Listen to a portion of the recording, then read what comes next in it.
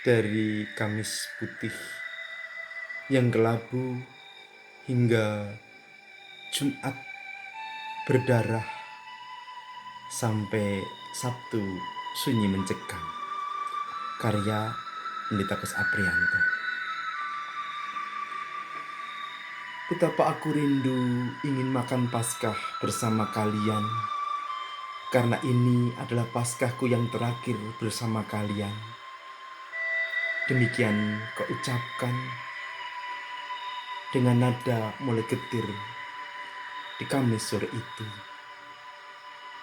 Roti engkau bagikan kepada para sahabat-sahabatmu, juga cawan anggur. Petrus, Yakobus, Andreas, Filipus, dan murid yang lain. Yudas tanpa terkecuali. Inilah tubuhku, inilah darahku, begitu kau ucapkan. Paskah kali itu akan menjadi sangat beda, karena akan dikenang dalam pengenangan abadi sampai hari ini dalam hidup kami. Selesai perjamuan, engkau mengajak para murid ke tempat yang mereka sudah sangat hafal, Getsemani. Yudas tentu tidak serta. Ia dalam kegalauan dan kebingungannya sendiri. Ia dalam penyesalan yang tak berkeputusan. Maut yang akan mengakhiri penyesalannya. Di taman itu kau hampiri Bapa dalam doa penuh kegentaran. Peluh menetes laksana darah mengungkapkan betapa berat pergumulanmu. Bapa, jika boleh, cawan ini biarlah berlalu daripadaku. Kutuk dan kenestapaan ini jangan kau timpakan kepadaku. Salib ini teramat berat untuk kutanggung. Begitu kau ungkapkan kegentaranmu. Pergumulan itu kau tanggung sendiri. Petrus si pemberani, Andreas yang gagah, Filipus yang kekar dan kuat tangannya, semua telah tertidur. Mereka rupanya keletihan. Akan tetapi kemenanganmu telah tampak.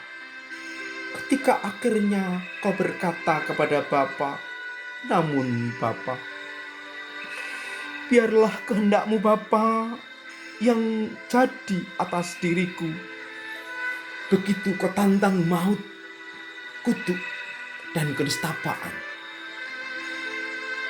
Derita dan penderitaan semakin nyata.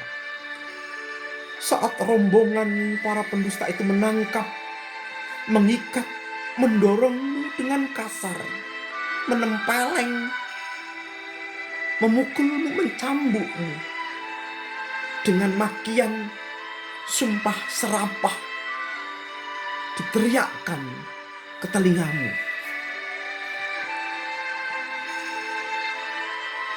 Malam yang letih harus kau jalani sendiri. Dari taman itu kau digelandang ke rumah si busuk Hanas dan Kayafas, anak dan mertua yang sama-sama busuk dan tamak, yang dibalik kedok keimaman mereka tersimpan hati pedih dan culas. Lalu ke rumah Pilatus, wali negeri yang tak lain adalah seorang pengecut dan pecundang yang mengingkari hati nuraninya, tidak berani berkata tidak, meskipun tidak menemukan kebenaran atas dakwaanmu.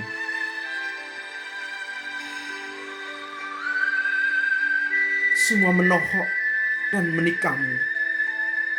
Mereka yang beberapa hari yang lalu berkata, Hosana, Hosana, Hosana, kini berteriak, salibkan dia, bunuh dia. matikan dia. Kefas, si pemberani, itu pun tega mengingkari dirimu. Petrus, ternyata engkau juga kecut dan takut. Apapun yang terjadi, dakwaan harus berlaku. Tidak ada pembela dalam peradilan yang penuh kelicikan malam itu. Semua menjadi saksi yang memberatkanmu. Dengan teriakan, salibkan dia, bunuh dia, matikan dia, jangan tidak. Penuh kegeraman. Vonis mati tidak boleh, tidak harus terjadi. Eksekusi harus dilakukan esok hari Jumat. Tidak dapat ditunda lagi. Jangan sampai hari Sabat. Hari Jumat menjelang, matahari terbit. Lalu sangat terik. Terseok-seok. Engkau dalam keletihan dan kesakitan. Darah bercampur dengan keringat menetes, memenuhi sekujur tubuhmu yang nyaris tak lagi dikenali. Sepotong balok kopikul akan menjadi palang yang akan memancang kejam kedua tanganmu. Di puncak bukit tengkorak itu terpampang salib kenistaanmu. Tubuhmu tergantung di situ, menjalani eksekusi seperti residivis. Tergantung di salib. Bumi tidak mau memelukmu dan langit menolakmu. Kenistaan yang tak terkira. Anggur asam penghilang rasa sakit kau tolak. Meski perih dan pedih. Tiba-tiba langit meredup. Gelap. Teriakanmu terakhir. Eloi, Eloi lama sabachthani. Eloi, Eloi lama sabachthani. Bapakku, ke dalam tanganmu kuserahkan nyawaku.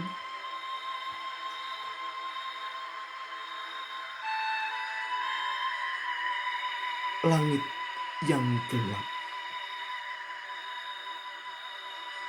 menggantikan 1000 mawar yang ditaburkan oleh para malaikat penghuni surga.